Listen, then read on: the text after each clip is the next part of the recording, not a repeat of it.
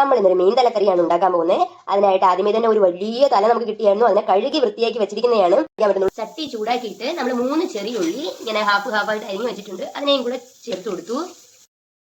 1/2 teaspoon ഉലുവയും കൂടി ചേർത്ത് കൊടുക്കുക. ഇനി ഈ ഉലുവ നല്ലപോലെ ചുമന്ന് വരണം. അത്രയും സമയം നമ്മളിത് വഴറ്റണം. നമ്മുടെ ഉലുവ നല്ലപോലെ ചുമന്ന് വന്നിട്ടുണ്ട്. ഇത്രയും മതിയാകും. നമുക്കിനി തീ ഓഫ് ചെയ്ത് കൊടുക്കാം. ഇനി നമുക്ക് തീ കത്തിക്കാണ്ട് തന്നെ ഇതിലേക്ക് പൊടികൾ ചേർത്ത് കൊടുക്കാം. ഇപ്പൊ നമ്മൾ 3 ടീസ്പൂൺ കാശ്മീരി മുളക് പൊടി ചേർത്ത് കൊടുത്തു. 2 ടീസ്പൂൺ സാധാരണ മുളക് പൊടി,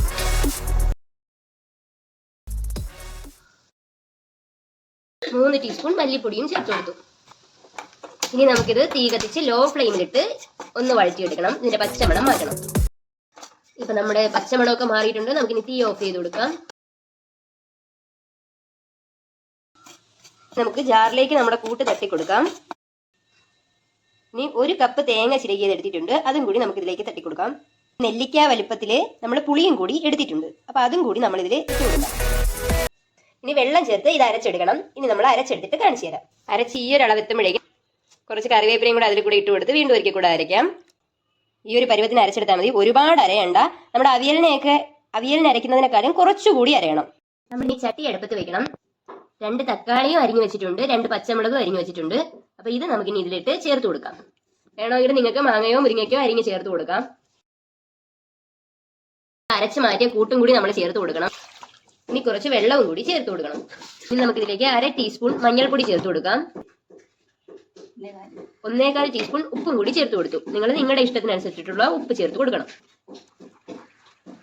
ഇനി കൈ കൊണ്ട് തന്നെ നല്ലപോലെ മിക്സ് ചെയ്ത് കൊടുക്കാം. നമുക്കിനി ഇതിലേക്ക് നമ്മുടെ കഴുകി വൃത്തിയാക്കി വെച്ച മീനും കൂടി ചേർത്ത് കൊടുക്കാം.